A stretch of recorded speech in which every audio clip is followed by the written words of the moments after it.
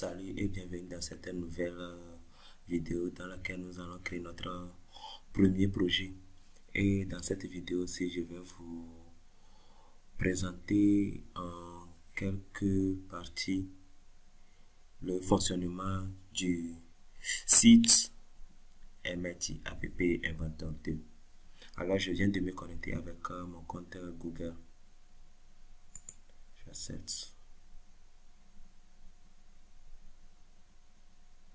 Là, je suis sur le site en ligne. Donc, après, on aura à faire des projets en ligne et aussi des projets sur dans l'application en ligne aussi.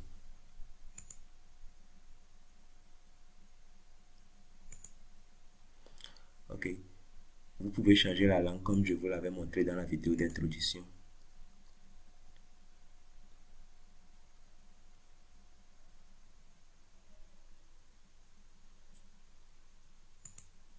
Voilà, nous allons commencer un nouveau projet que nous pouvons appeler test.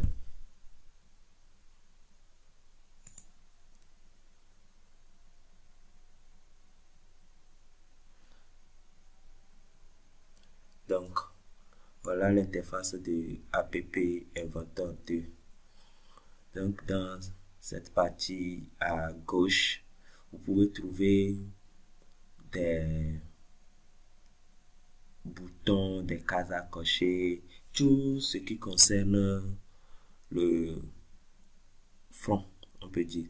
Puisque si je vais guider ça vers la programmation web, on peut dire que ici on a le HTML et ici on a les propriétés. On peut dire ici le CSS et le JavaScript. Bon, je ne vais pas trop aller dans les détails de la programmation. Donc ici, par exemple, il y a interface utilisateur. Donc, vous pouvez utiliser les boutons. Donc, c'est cliquer, déposer. Donc, on peut cliquer puis déposer le bouton ici. On peut supprimer. Donc, il y a tout ce que vous pouvez utiliser ici. Vous pouvez voir les dispositions. Ici, il y a arrangement horizontal. Si vous ajoutez ça, vous pouvez arranger par exemple les boutons horizontalement. Donc, ils seront alignés horizontalement. Il y a arrangement vertical aussi. Donc, c'est le contraire. Et aussi, il y a d'autres arrangements que vous pouvez voir ici. Dans la partie média, il y a, par exemple, ici, la caméra. Vous pouvez utiliser la caméra de votre téléphone mobile, des sélecteurs d'images et d'autres. Il y a des dessins et animations ici. Et ça concerne souvent la création des jeux et autres. Et puis l'animation des images, des sprites si possible. Dans la partie map, vous pouvez créer des applications et les intégrer des cartes, des maps. Dans la partie capteur, bon, ici c'est encore très professionnel. Vous pouvez utiliser même des scanners de code à barre. Vous pouvez créer des applications qui peuvent permettre de scanner des codes QR. Il y a même l'horloge proximity sensor pour détecter si un objet est à proximité. On aura programmé plus tard des applications comme ça. Dans la partie sociale, vous pouvez trouver encore d'autres fonctionnalités que vous pouvez utiliser depuis votre téléphone portable. Par exemple, ici, sélecteur de contacts. Vous pouvez sélectionner les contacts de votre téléphone. Sélectionneur, ouais, plutôt, de email, appel téléphonique, partage. Par exemple, nous prenons l'exemple de WhatsApp. Maintenant, vous pouvez partager une image depuis WhatsApp vers d'autres réseaux sociaux comme par exemple Facebook et autres. SMS, Twitter. Maintenant, les stockages, je peux dire les bases de données. Il y a ici TinyDB qu'on va utiliser le plus souvent pour stocker des données en local dans notre téléphone portable. Les fichiers, la connectivité et client Bluetooth, serveur Bluetooth. Et puis le web, vous pouvez intégrer des pages web aussi à votre application facilement. Donc, on a ici les extensions. Donc, il y aura plus tard des extensions qu'on peut télécharger en ligne et puis importer. Par exemple, on aura créé des applications de lampe torche Bon, dans les palettes de MIT, il n'y a pas cette extension, excusez-moi. Donc, ce sont des extensions qu'on aura téléchargées et à importer. Maintenant, ici, vous avez, comme vous le voyez, l'écran sur lequel fonctionne tout. Donc, vous pouvez tout faire ici. Ici, il y a les composants que vous avez mis. L'hiérarchie des composants, comme par exemple, ces deux boutons-là se trouvent dans cet arrangement horizontal. Nous pouvons nommer ça, par exemple, je peux l'appeler menu. Et puis, voilà, c'est changé en menu. Et ici, nous avons les propriétés. Par exemple, si nous prenons ce bouton maintenant, ce bouton 2, je peux l'appeler envoyer. Donc, je peux changer ce qui est écrit sur le bouton ici, au niveau du test. Je peux changer ça en envoyer.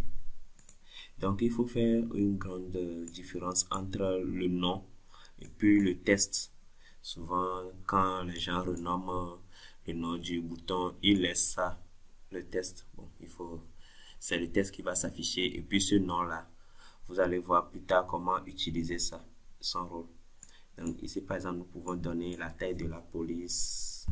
Je peux mettre 19 et puis c'est un peu gros. La couleur du fond, je mets bleu.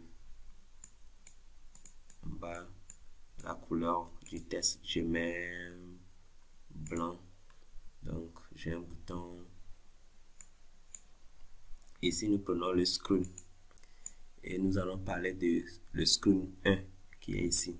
Donc, c'est ici que vous allez donner la plus grande propriété à votre application. Par exemple, le nom de votre application.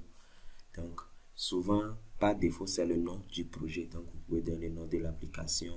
Je peux dire app. Ouais, app.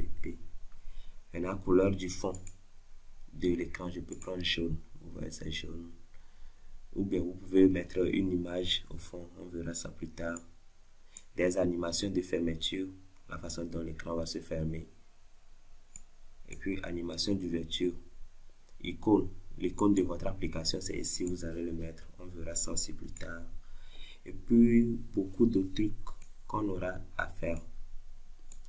Donc, ici, c'est la partie designer de votre application. Vous avez fait le design.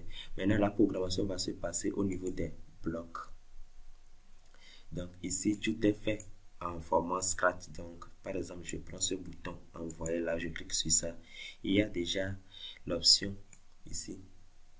Quand envoyer, clique. Ça veut dire que quand vous cliquez sur le bouton envoyer, ce qui va se passer, tout sera fait ici. Donc, il y a des contrôleurs ici, alors, ceux qui font souvent l'algorithme. C'est pourquoi souvent, moi, j'utilise cette application en format anglais. Donc, en anglais, bon, c'est encore comme de la programmation, des logiques, vrai ou faux, de la mathématique pour écrire un nombre. Ici, le test, ici, pour les caractères, pour joindre les longueurs, les listes, les dictionnaires, les couleurs même. Vous pouvez ajouter d'autres couleurs. Par exemple, je vais changer la couleur de un de mes boutons. Je peux utiliser la couleur ici. Les variables. Vous pouvez créer des variables et puis les procédures également. Et voilà, je viens de vous présenter en majeure partie le fonctionnement de MIT App Inventor 2. Donc, on se donne rendez-vous dans la prochaine vidéo dans laquelle nous allons commencer par ajouter quelques éléments à notre application et nous allons débugger notre application sur téléphone mobile dans notre émulateur. Et nous allons même aussi enregistrer l'application comme APK. Et dans les vidéos qui vont suivre plus tard, nous allons faire des projets un peu professionnels. Mais comme je l'ai déjà marqué dans la playlist, ce sont des vidéos pour des débutants et ceux qui veulent aussi apprendre plus.